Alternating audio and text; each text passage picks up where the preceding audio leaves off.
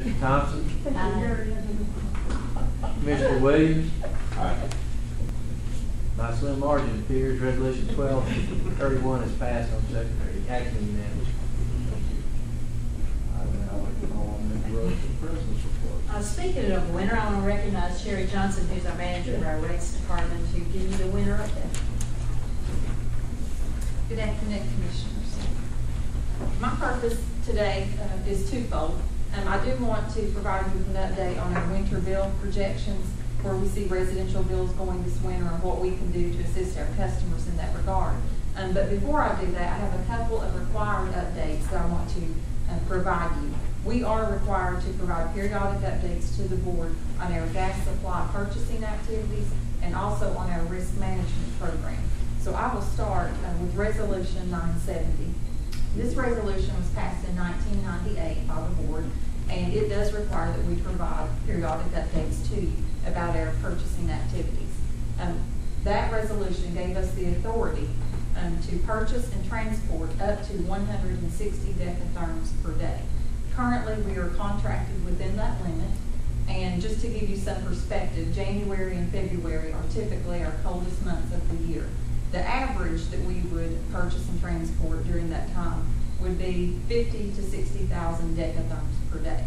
However, on a peak day, it will be much greater. And certainly we have seen several days through the winter last year that were over 100,000. And in fact, last January, we set a new peak day record at 119,282. Now, certainly at 119,000, we have some capacity there. If we do have extremely cold weather, we're not concerned about our ability to get that gas. We have, a little bit of excess capacity there to meet that cold weather need. Another provision is that we are to have no more than 5 million decatherms of storage inventory.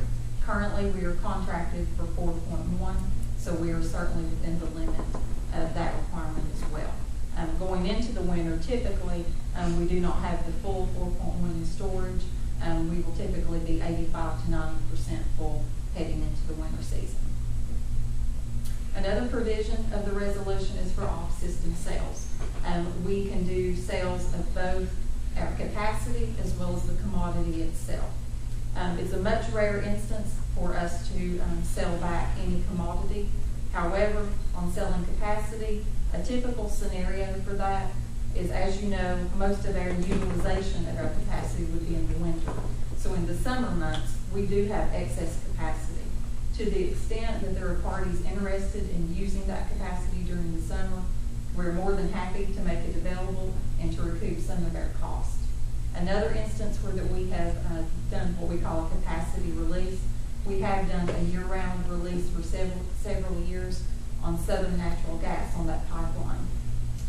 In that instance, where it is a year-round release, we do require provision to be there that in the winter, if we need that capacity, we can recall it. So we always make sure that, that it meets the test within the resolution. I would also like to update you on our contracting activities. You may recall that last year we came in and talked about extending our pipeline contracts. So this year, all of our efforts are dealing with our gas supply. We do need to extend contracts with our 3 Gulf of Mexico suppliers. 85 to 90% of our supply does come from the Gulf. Currently, we are in negotiations with those contracts, and we expect to have them completed soon. One contract that we have already completed is with Atlas Energy Marketing. And just so you know, this contract, we do not have any volume associated with it, but is simply putting the contract in place so that we can be prepared if they did have excess gas to sell at an attractive price, that we would be in position to purchase that. And lastly, I made the reference to us releasing capacity on Southern Natural, which we also refer to sometimes as SONAT. Whenever we release that capacity, we want to have a supplier on the other side who, if we recall it, can make the provision of the commodity to us. So we do have that contract in place this year as well. Our natural gas hedging program, you have seen this slide before, I'm sure. Some of our goals for this program, the main one is to minimize price volatility Another goal that we have is to have approximately 80% price certainty as we head into each month. Those goals have been there, I believe, since the beginning of the program. Some practices that we have put into place are to diversify the timing of our purchases. You may hear us refer to this as a dollar cost averaging process, where we go out each month and we go ahead and lock a portion of our supply looking forward. We do that each month so that we have a layer of price when we get to that month. And we do that through our gas supply contracts. That has been our practice for many years, and accordingly, we thought it was time to have an external review, and we did that this spring. And while in the past we have had compliance-based reviews that would look at our program and make sure that we were doing what we said we were going to do, this review looked at best industry practice and looked at our objectives for our program, looked at our tool set, the tools that we're putting into play, and compared that to industry standards. And we are pleased to report that came out very well. Our objectives have stood the test of time, and the tools that we're using, in particular the dollar cost averaging, is very popular nationally. 77% of our consultants' customers utilize that method. Looking at our hedges, this chart compares market price to KUB hedges across the last decade. And again, you have seen this chart before, and it shows along the way there are lots of peaks and there are some valleys. Our goal of minimizing volatility is that we're not going to participate in the peak fully, but as a result, we won't participate fully in the valley either, and we simply want to smooth out the price along the way. A couple of years ago, we noticed that we were paying a much stiffer premium for hedging 12 months into the future. As a result, we shortened our time frame for our hedges to a 3 to 6 month time frame. You can see the impact of that. It does mean that having reduced that time frame, we track much closer with the market, but still we are not participating in the absolute peak and we're not participating in the absolute valley. So we will continue to monitor that risk premium to see when it might be appropriate for us to go back to longer hedges, but at this time we are still under the 3 to 6 month scenario. So that does conclude my remarks on our gas supply activities as well as our hedging program. If you don't have any questions on those, I will go on into our winter bills. For the upcoming winter for residential bills, we do have somewhat of a mixed message. Our natural gas bills we are expecting to be lower, and our electric residential bills we are expecting to be higher. In both cases, those are driven by primarily by supply, wholesale supply. For the natural gas, we are expecting the bills to be down 14% or $100 across the 6 month period. Again, there, the entire impact there is from the natural gas market prices. They are lower currently as we head into winter, what we anticipate purchasing, as well as what we have already placed in storage across the summer. For our electric bills, we are anticipating that they will be up 17% or $107 across the 6 month period. The majority of that is due to wholesale costs.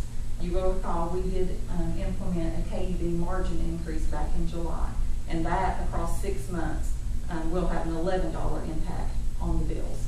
The remaining $96 is due to wholesale costs, and of course we just talked a little bit about TVA's FCA. With customers needing to anticipate higher electric bills, there are some things that we traditionally have done to help our customers to assist them, and we certainly will continue in those efforts. One of the key things that we can do is to get energy savings information out there to them. There are a variety of ways that we do that. Obviously, we have a lot of information on our website. We also can provide brochures, and we do some energy savings workshops. Some were conducted actually this summer in response to higher summer bills, and those will continue. We have entered into a partnership with CAC, and so we anticipate those being ongoing through the winter, that we will provide information in that format. And then certainly, even with energy savings, there will still be some customers who will have trouble paying the bill.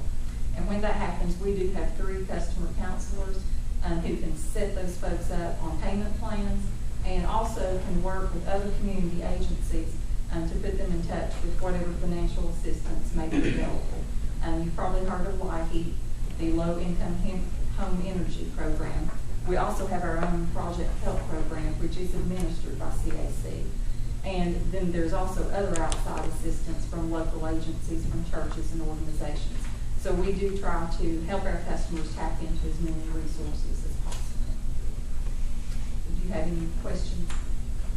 Sherry, what's the prediction on temperatures for colder winter, warmer winter? At this point, we are anticipating normal weather. I think it's a hard prediction to make. We try to look at some of the information out there, but at this time, we are not hearing that it's expected to be anything other than normal. Normal over the last 8 years? Yeah, the National Weather Service uses, I believe, a 30-year history to establish what's considered normal. And of course, last winter was about 8% colder than normal. So that's not considered dramatic, but it was a little bit colder. Would you mind going back to your hedging graph for a second? And I'm wondering if that was out 5 years of history, how similar that would be. If we projected forward. Or if you went back 4 years.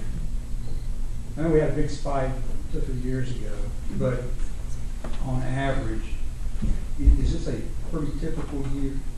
Yeah, this is actually 10 years of history, Oh, okay.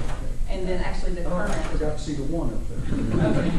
Now I see it. Okay. Well, Yeah, that's- we have a lot of months. All right, I was trying to figure that out. That's why I was struggling. Thank you. It's probably 4 years ago, probably is that peak that you're referencing. Other questions or comments? Gary, thank you very much. By the way, Farmer's Almanac says a above temperature. But the woolly worms aren't out yet. Other business, commissioners, anybody? Anybody out there have any business for us? Okay, I guess we are going to be adjourned. We will reconvene in an open lunch across the hall. Otherwise, we will adjourn for today. Yeah.